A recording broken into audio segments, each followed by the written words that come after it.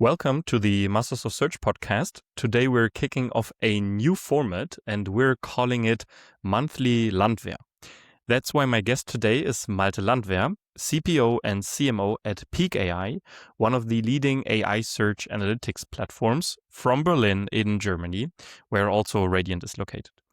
Malte is one of the brightest minds in the field, so I want to take all the news, new research, and interesting developments and get his perspective on them. So good to have you on, Malte. Happy to be here. Nice. So let's start. We have a pretty full document, actually. And I want to start with asking you, what did you find most surprising in the last weeks in our field? I think that ChatGPT finally confirmed the ads launch after there was a leak that it would happen, then they denied it that it would happen, and then it happened in a very short amount of time. I was very sure that ads would happen this year, but I didn't think that it would just be like the beginning of the year. And yeah, I was quite surprised how quickly that topic was there.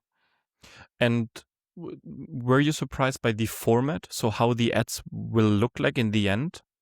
Yeah, I was surprised that it's charged by impression. I was surprised that it's a 1 million minimum commitment.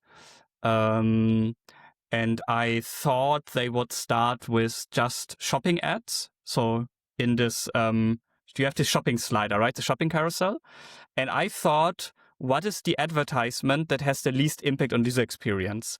It's of course selling the not the which product is placed, but which shop does the fulfillment.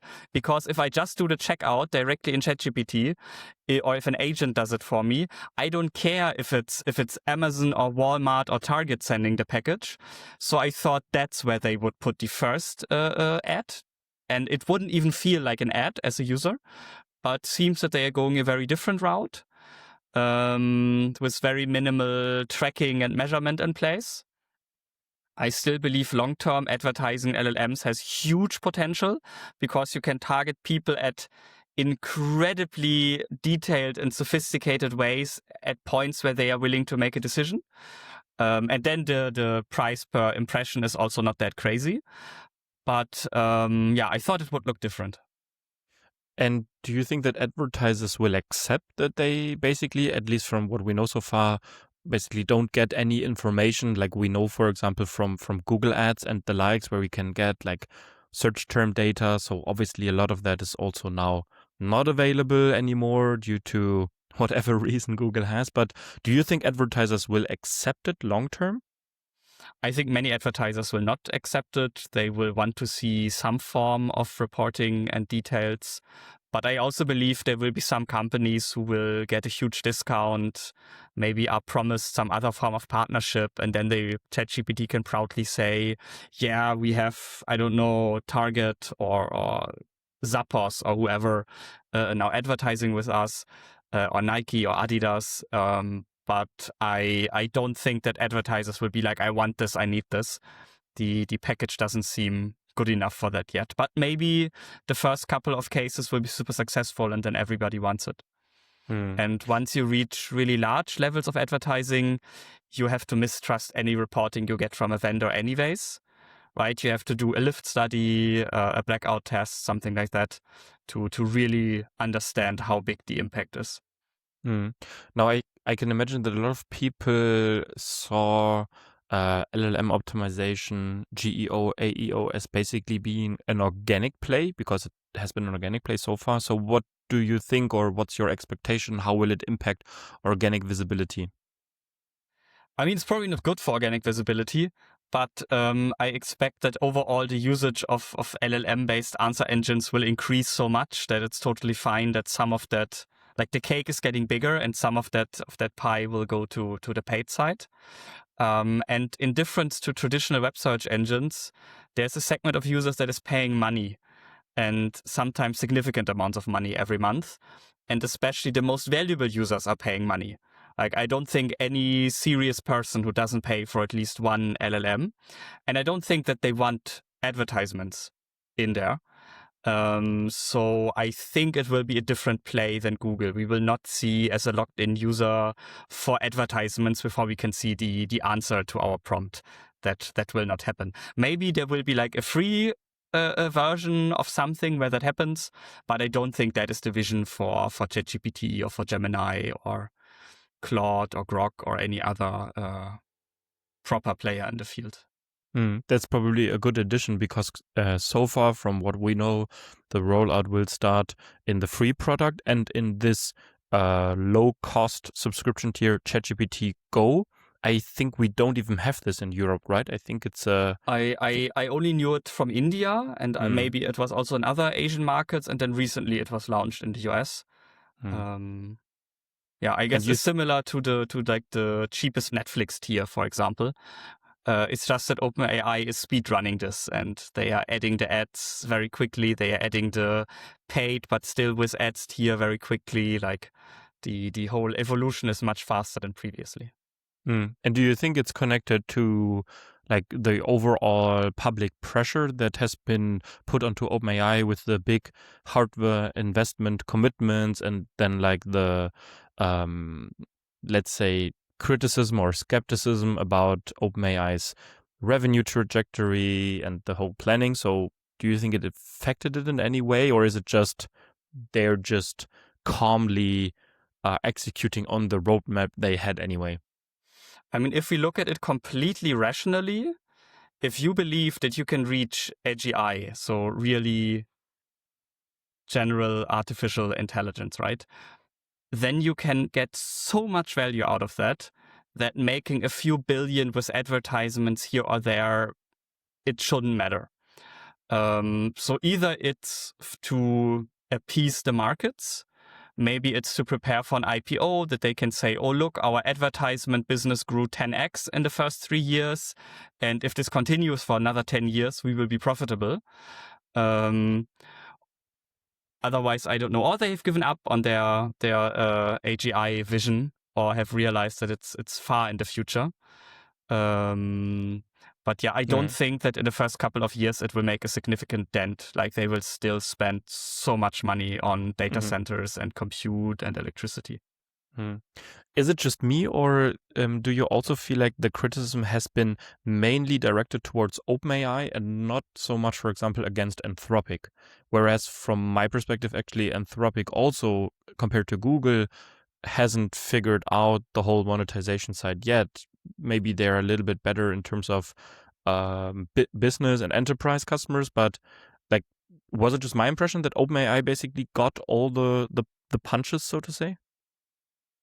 I mean, I think OpenAI is the poster child, like they're the most famous one, so they get all the love, but also all the hate. And I think Anthropic actually just released numbers that they are now more profitable than OpenAI, right? Like even though they are at a much, I mean, more profitable is wrong. I think they made more revenue this quarter than OpenAI, or they caught up to OpenAI. But they made this very specific, very conscious decision, I believe, to give up primarily on the consumer side and focus on a B2B product. And I think they have the much more obvious path to profitability than OpenAI. But yeah, they also spent a ton of money, of course. Yeah. I just thinking about Anthropic because you mentioned IPO and there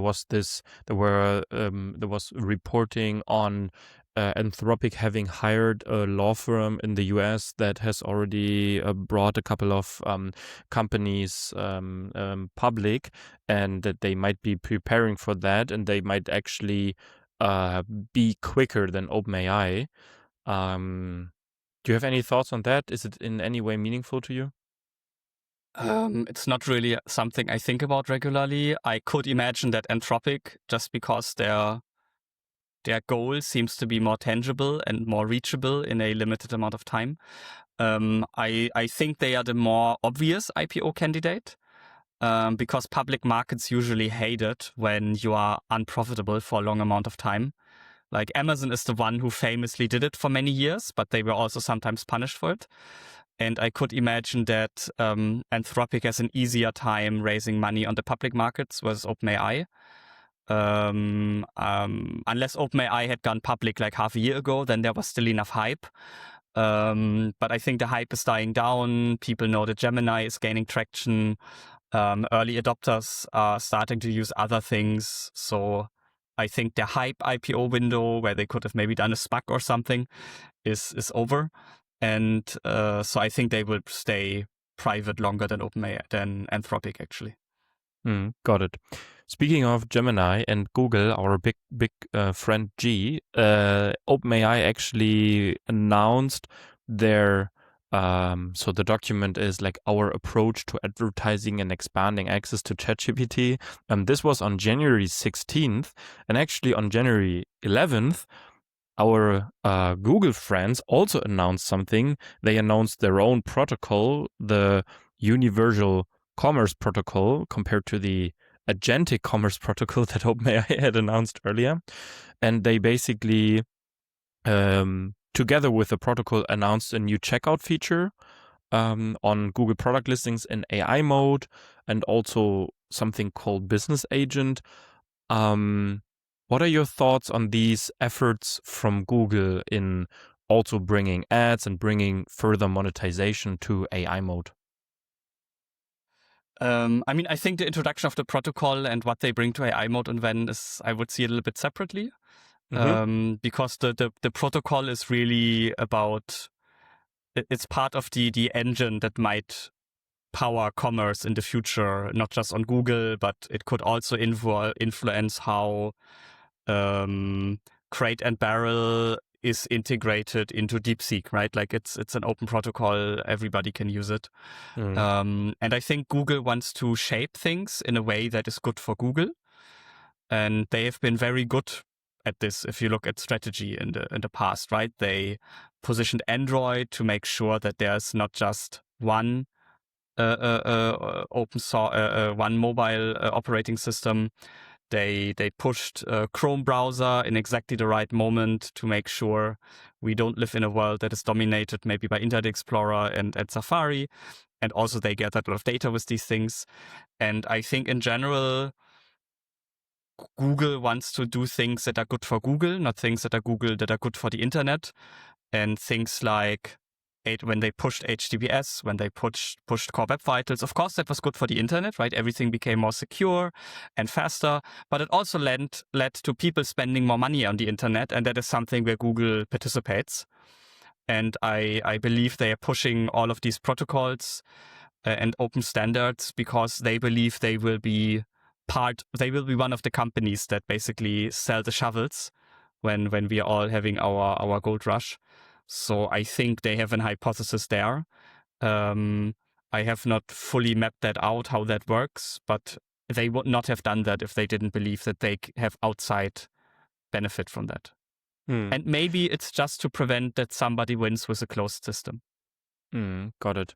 And if you think about maybe the situation Google versus, let's say, ChatGPT, because it's still the most dominant AI chatbot, let's say a year or maybe 1.5 years ago compared to now, also with all the progress, as you mentioned, that Google made with Gemini, etc., and AI reviews and AI mode. What's your perspective on users moving away from Google, with Google basically now also turning strongly towards becoming an AI search engine, if you want to call it like that? Yeah, I think last year, a lot of power users moved away from Google to other searches. And with other searches, I mean specifically Gen AI, search and answer engines. I don't see that trend at the moment. I actually see people also moving back to Google and saying, when I want like an answer with context, I ask ChatGPT.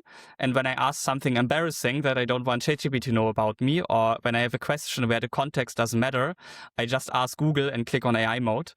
This is something my wife is doing now, and it's not something that she did half a year ago.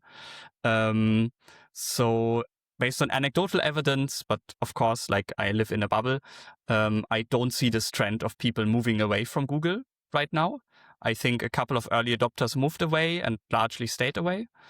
But within Google, of course, if Google forces people to use AI mode, forces them to use AI overviews, there's less of an incentive to move to another platform, because you can have this Gen AI search and answer experience directly in Google, which in my opinion is multiple times better than the 10 blue links experience of the past. Speaking of 10 blue links, the change that Google has made, and then also how Google pushes even more.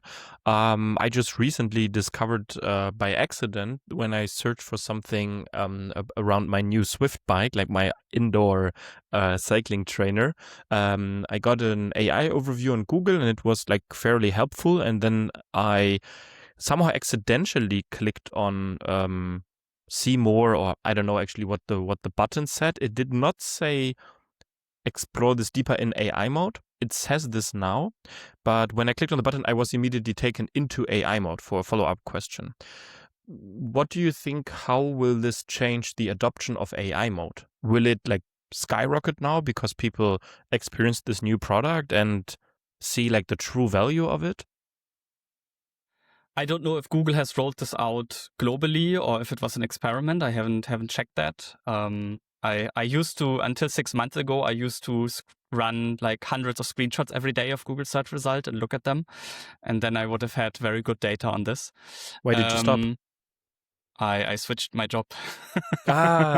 You said, shoot, there was something. Yeah.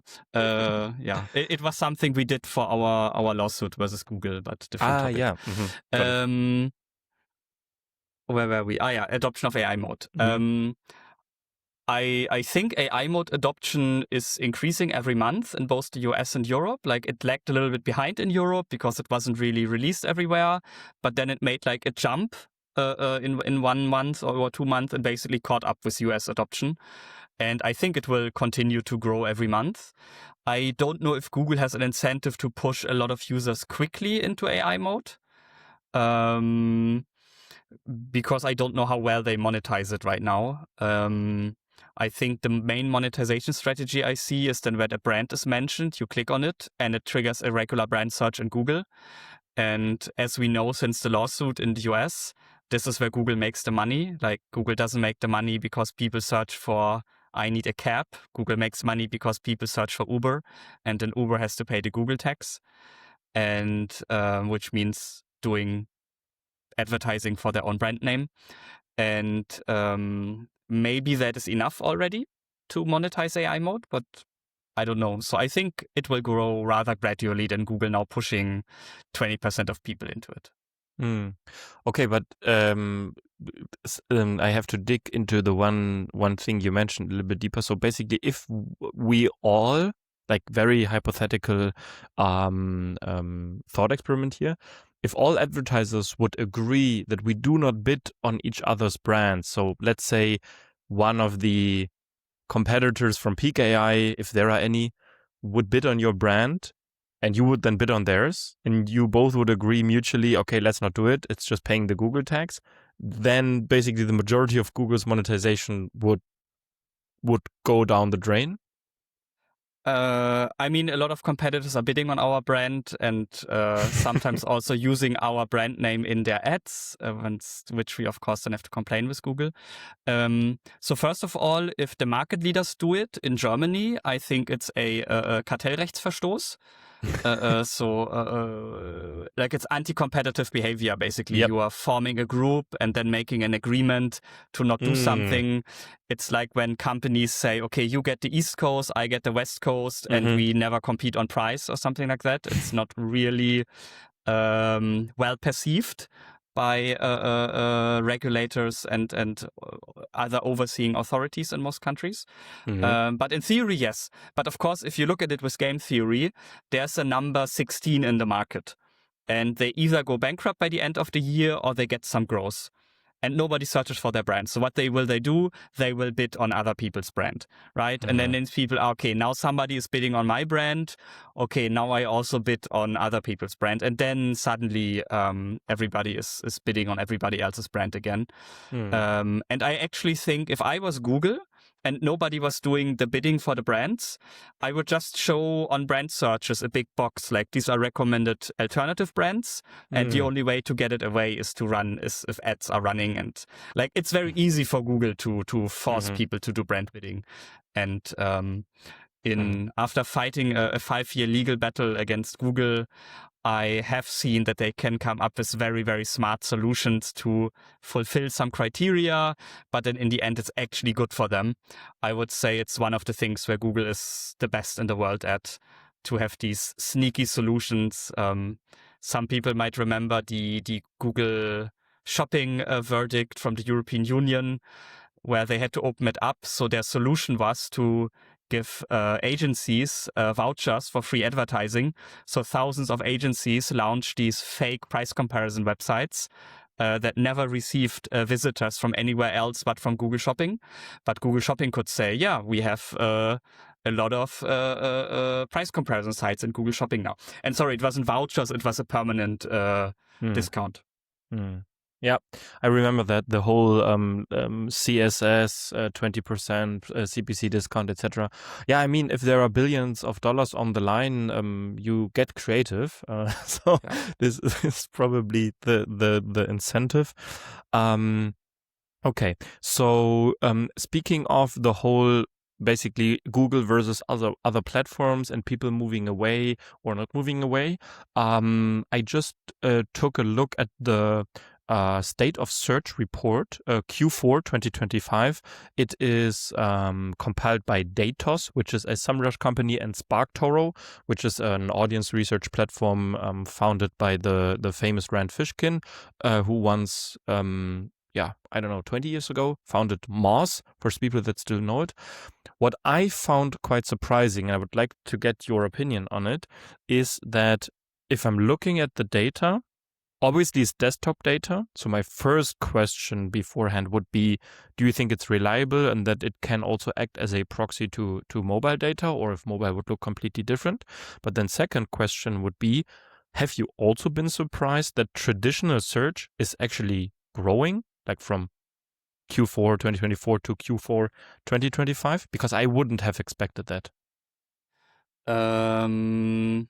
I mean, mobile data can be quite different from desktop data in terms of when do we use it, how do we use it, what do we do. And of course, mobile data moves a lot of use cases from the web into apps. So I don't think that we can use desktop data to predict mobile data, but big trends directionally, they are the same. Like if more people start using Facebook on desktop, probably also more people start using it on mobile, either in an app or in the browser. So directionally, it's probably predictive of mobile behavior, but it's absolutely possible that on desktop, one website wins and on mobile, another. And you can actually see that in SimilarWeb data, for example, where you get both desktop and mobile data. You can often see that there are certain websites that are much more prominent on desktop and others much more prominent on mobile. And also searches are very different. Like in the past, you could get the mobile and the desktop search volume from Google. They removed this, unfortunately, like 7-8 years ago. I don't remember exactly. And then back then I worked at Searchmetrics and we had this keyword database, and I always looked at what are keywords that have a much higher mobile than desktop search volume. And on the desktop search volume is much higher for stuff like download certain things, like download PDF viewer or something, which on mobile you wouldn't write in a search engine, you would go to the App Store. And on mobile it was stuff like... I trying to find some that are compliant for your audience. About how long certain substances stay in your body. I got it. If we're in Berlin, happened, we can talk about it. Yeah, okay, like how much time do I have to take Plan B? How long does cocaine stay in your body? Can I drive a car after drinking? And also, what are the best excuses not to show up to school, work, or university? These are all things that people are searching on mobile much more than on desktop. Yep. So there is a difference, desktop versus mobile. Then in terms of the growth of search, if I understood the report correctly, it's percentages, right? So it's share of where people spend their time. Yep. So an increase in search percentage-wise could also be reached by everybody stopped using Netflix on the web. And then there would just be a gap. So I don't know how much to interpret in these tiny, tiny increases. The report also says that e-commerce usage dropped by something like 10%. I don't know if that's true, that e-commerce dropped by 10%. I would actually say the total e-commerce volume in Q4 was a lot bigger than in Q3 because you have Christmas and Black Friday. And I have worked in the e-commerce space for a while, so I'm very confident with that statement that Q4 is more important than Q3. So the percentage distribution might not tell us the whole picture.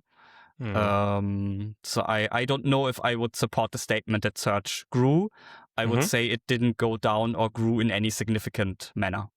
Got it. I mean, we are talking about 0 point something percentage. Yeah, absolutely right.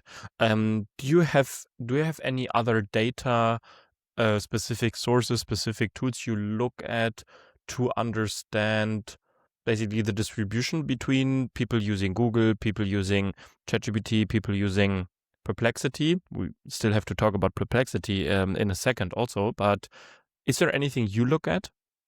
I mainly use SimilarWeb data to understand that distribution. And I mean, I have never heard that Datos data is better than SimilarWeb data. And I think at least a few years ago, the pitch from Datos was actually, it's as good as SimilarWeb. So if it comes to raw data, and like we can have different discussion, but if you look at the outcome of that data, like presented in like a report or web interface, I believe that SimilarWeb is at least equally good as the Datos data there. And do you know of any publicly available data around where people use ChatGPT, for example, if they predominantly use it on the desktop, on mobile but browser, or in the app? I have no data on that. This is also the issue with SimilarWeb, and I think this is also the reason why Datos publishes a desktop-only report. Since this is all based on panels and you have different data sources for desktop and mobile, it's super, super hard to put the two data sets in relation, which is why data providers either do only desktop or they do the two separate, but they don't dare to mesh them up properly, or because then it comes like prediction upon prediction upon prediction. I mean, the only way to do it properly somewhat is if you are do it via a VPN where you read everything. But then if the VPN is on the router and I use my phone at work and then don't tunnel through that VPN, it breaks. So it's very, very difficult to have like the full picture of capturing this kind of clickstream data and panel data. Let's talk about the different AI tools for a second, because you sent me something very interesting. I think you also did a post about that. Speaking of our friends from Perplexity, because I think a lot of people in the industry have opted to speak of search as with like the three brands, where they said, yeah, if you want to be visible in Google, ChatGPT, and Perplexity. And it was somehow like the triangle. Now somehow Perplexity hasn't really had his or their viral or explosion moment, right? It's rather going the opposite direction. Yes. So I mean, Perplexity has no mode, right? They don't have their own model. They are basically a wrapper for other LLMs, and they were very early and they are very good at storytelling. But I think that's it. I know there are a couple of people who like Perplexity and they use it as a Google replacement. But if we look at the numbers, Grok is now bigger. And people don't like to talk about that because Grok is from Elon Musk and he's not the most popular person in the world at the moment. But Grok is actually huge. And then even Claude. In many countries, the Claude web interface is now used more than the Perplexity web interface on desktop. So, and Claude doesn't have this like Claude is known for API integrations, etc., right? Like Perplexity is really being left behind, in my opinion. And they had this big story around Perplexity for finance, and it's as good as a Bloomberg terminal, and people on X were writing about it. But if you talk to people in the finance industry, even before Claude for Excel was released, they told you everybody's using Claude. Because it's the best at dealing with these models that you have. And now that there's Claude in Excel, that will just become more extreme. And I think Perplexity is just, they built a good product. Yeah, I have nothing against it. They are also really good at storytelling, which is great to raise money, attract talent. But they don't have that thing that they do better than others. And so it's just I don't know, 5 biggest LLM-based search and answer engine in the world, and it's not really a great position to be in. But I think they still want to be this solution for everyone. I think if they niche down, they would have a chance, but maybe they already raised too much money. Investors have too high expectations, so maybe they need to become this big behemoth that does everything. But I don't see how they can be successful if even Grok and Claude overtake them in terms of monthly visitors. Do we have any data on the actual use cases? Because I could imagine Claude being more often used also due to what you described. So especially professional usage, also usage around coding, etc. So we also use Claude a lot if we do some like coding tools or have to write like a JavaScript snippet, etc. Whereas I would expect Perplexity, if it's used, then it's primarily used actually as a search engine, maybe also like as a research engine, because I think Perplexity somehow was the first, or maybe at least they were quite popular for their deep research feature. Obviously, it has then also come to ChatGPT, it has come to Claude, it has come to Gemini. But do you have any data on the specific use cases from the different providers? No, but a lot of the development work with Claude, for example, probably happens via Cursor or other applications where just a model from Claude is used via API, and that is not part of the data we are even talking about. So if we talk about tokens, then of course Claude is significantly bigger, maybe more in the region of or Anthropic is significantly bigger, more in the region of a Google or OpenAI probably. And for deep research, I would use Gemini or Manus. Both are really excellent at that. I have not tried deep research or Perplexity for a while, I have to admit. I haven't had a paid account in like a year. Got it. Let's talk about Manus for a second. I just wanted to wrap up the Perplexity part by asking you what would you expect is the most probable outcome for Perplexity? So you say they might have a chance by niching down. What would be an area where you think they could niche down towards?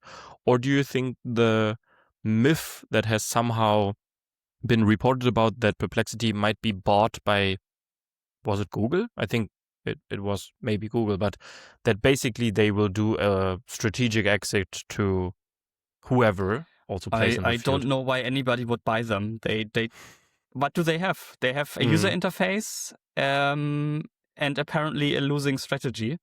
Maybe Bending Spoons buys them for 2 million in 5 years. 2 millions. But I really don't see the path for Perplexity. Maybe I lack the vision or the fantasy, but I don't see a good path. And it's probably too late to niche down by now. And do you think it's still meaningful to track visibility in Perplexity? Because obviously it's also a model that you provide in the Peec AI interface to check alongside AI overview, AI mode, GPT-5, etc. So is it still something that people, if marketers are listening to that you should still do? Because it sounds a lot like, hey guys, you can basically stop caring about Perplexity now. I mean, they are still a top 5 LLM. And they are very, very much focused on this search use case. So if we talk about, which is the thing that most of our clients want to monitor, right? They don't want to monitor what happens when I ask, write me a Python script, please. So for search, they are very, very, I'm very sure they are still bigger than Claude or Grok for search. Maybe double as big, maybe 3 times as big. So there it can still totally make sense to track them. But if you look at overall adoption, they are just not there where the others are going. Got it. Now let's talk about Manus or Manus. Is it Manus? No idea how it's pronounced. What happened to them? They were bought by Meta, quite surprisingly for most people. I also didn't have that on my radar. Mm-hmm. And I think it's a great move. I think it's one of the best AI assistants or agents, however you want to call it, for people who have no idea how to work with AI agents. It's really good at doing deep research. It's really good at doing multi-step work. I've seen people use it for all kinds of use cases. And I think it's a good idea for Meta. And if they bring this thing into WhatsApp and finally turn it into the super app that does everything for me, and maybe companies provide MCPs or mini apps within WhatsApp, could be super, super powerful. Okay. Especially if Facebook or if Meta ever merges the Facebook Messenger, WhatsApp, and the Instagram DMs, could be a very, very impactful platform. For the record, it's reported that Meta bought them for $2 billion. So it's definitely, so obviously Manus has still a higher value than Perplexity, because you just said Bending Spoons would buy them for $2 million. I mean, there will be some down rounds and some layoffs and some near bankruptcies before Perplexity is sold for $2 million, of course. Okay. I'll hold you accountable to that based on the prediction. But your hypothesis would basically be Manus being then mainly integrated into WhatsApp, so WhatsApp becomes this like super app, whereas currently a lot of people are somehow annoyed by this like little Meta AI icon in the corner of their WhatsApp screen, where I also saw a lot of searches around how can I get rid of the Meta AI in WhatsApp. So this would basically be your key hypothesis, or do you also see other potential use cases, like a revamp of the metaverse idea or something around that?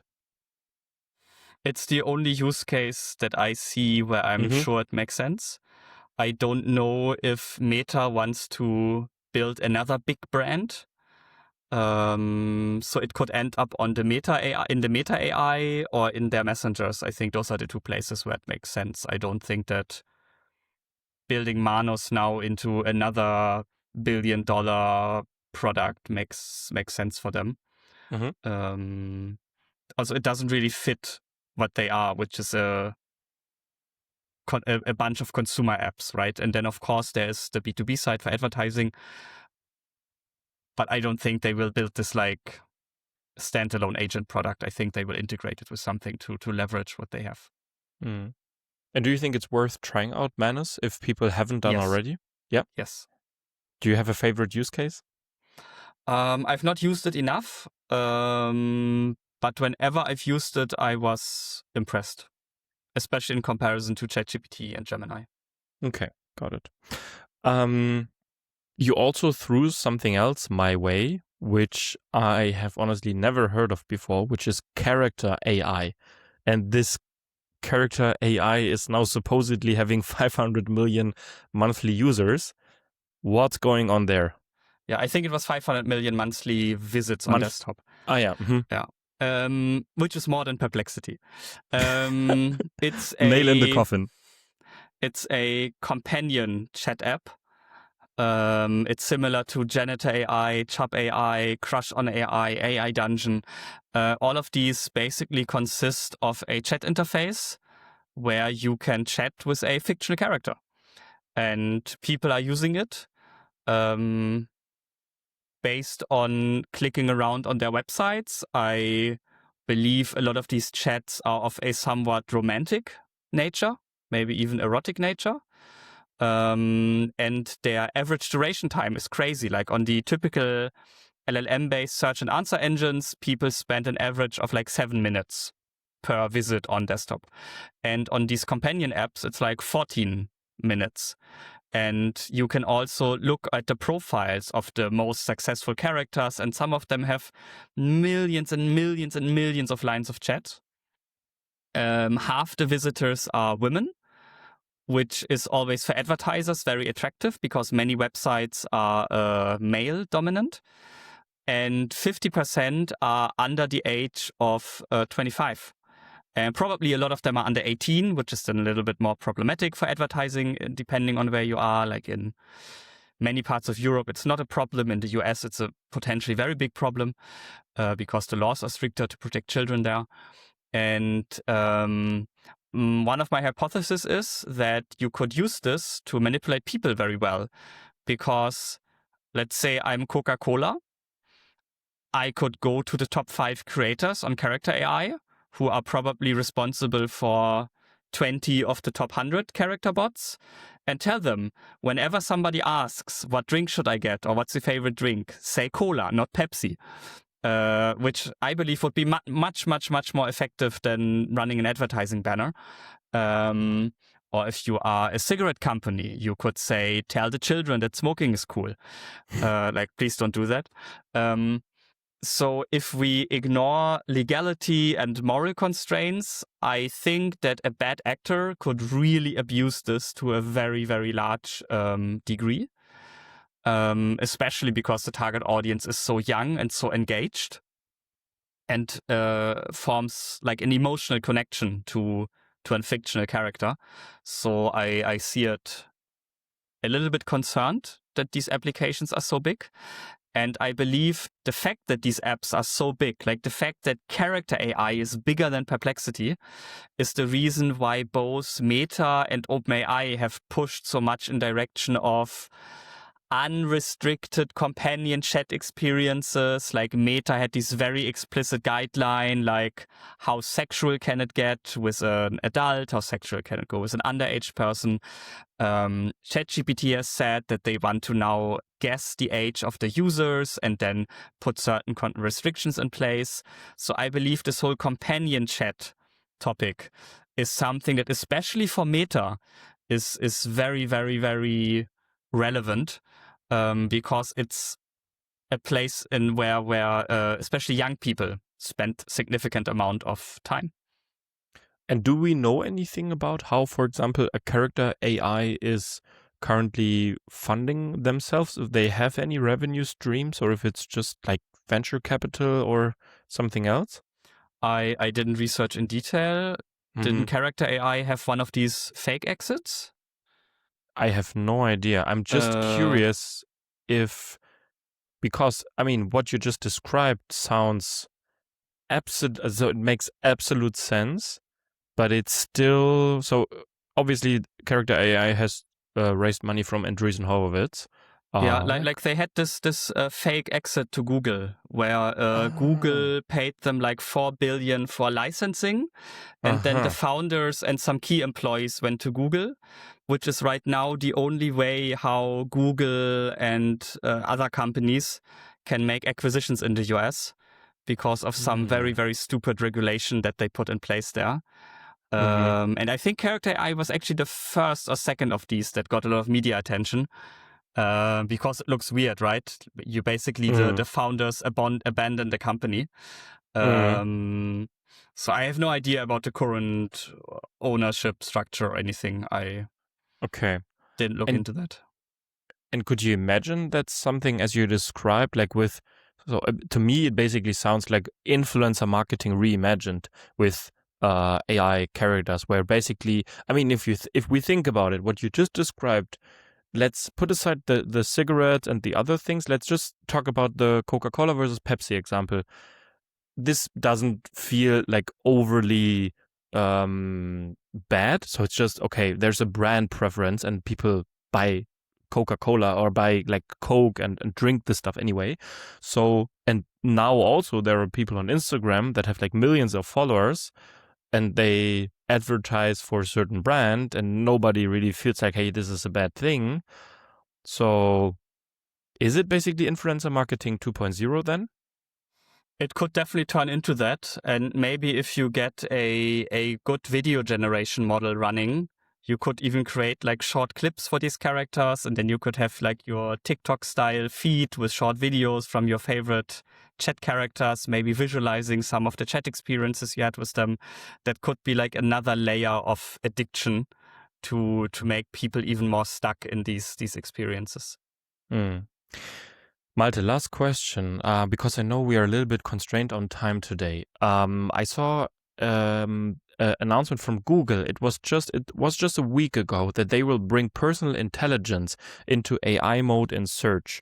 So lets you tap into your contacts from Gmail and photos to deliver tailored responses in search.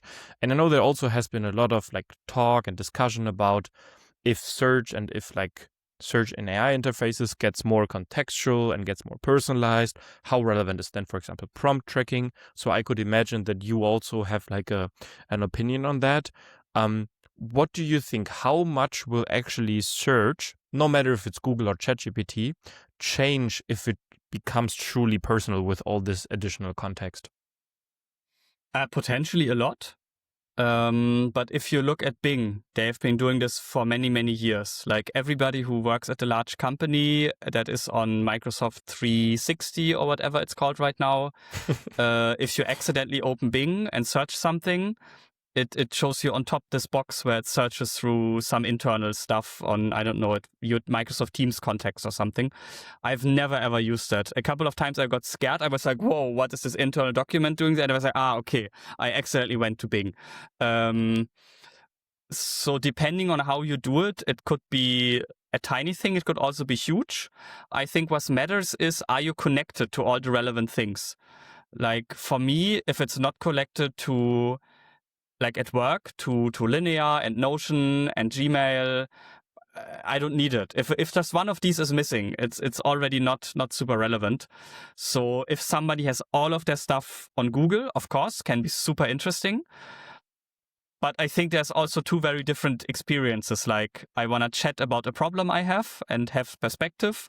I'm looking for something that I know I have somewhere on my internal thing. So I expect a coworker to have it somewhere in our internal area, or I search for information in general.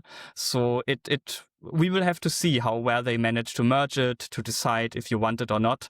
People could also be annoyed by it if it shows up too often, or if it doesn't show up often enough. People could just ignore that it exists and just go to some internal search interface anyways. But in general, I think these personalized assistants have the potential to change a lot. Okay, got it. So a lot of things we don't know yet, but what I know for sure is as soon as we have data on that, we will definitely talk about it in Monthly Landwehr and get your perspective on it. Malte, it has been a blast. Thanks so much for making the time today for the first episode. I'm already very much looking forward to the next one. And anyone listening to that, if you have feedback for us, people, if you want to like have other things discussed, something that you saw in terms of news, in terms of coverage on LinkedIn, wherever, please just send it my way. I will make sure to squeeze as much knowledge as possible out of Malte. Yeah, Malte, thanks so much, and see you next time. Thanks for having me. Please send all the negative feedback to Niklas. If you want to send praise, you can also send it to me. And then let's do this again. That's how we will do it. Okay, see you next time. Bye-bye. Bye-bye.